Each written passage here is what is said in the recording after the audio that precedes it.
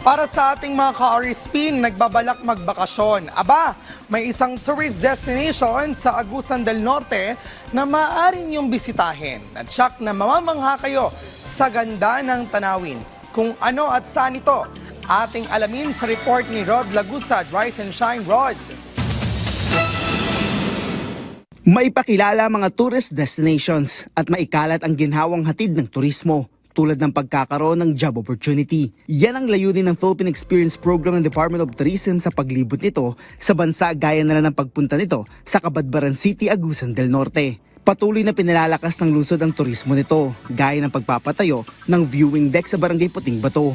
Makikita mo rito ang magandang tanawin na talaga namang Instagrammable kung saan nagsisilbing background ang luntiang kabundukan. Dagdag atraksyon pa dito ang malamig na klima sa Cabadbaran. We are committed to protecting and enhancing the surrounding ecosystem, ensuring the biodiversity that thrives here will continue to flourish for years to come.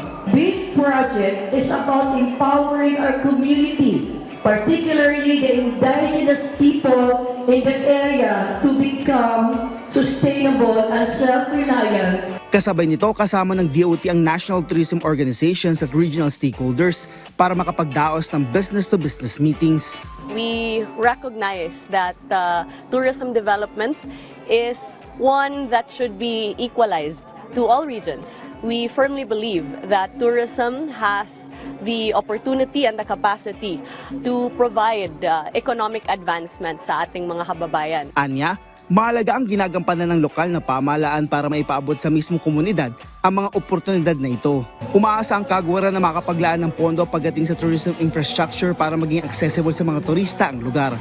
Kasunod na rin ito ng una ng direktiba ng Pangulo na dapat suporta ng national government ang mga LGU pagdating sa tourism development.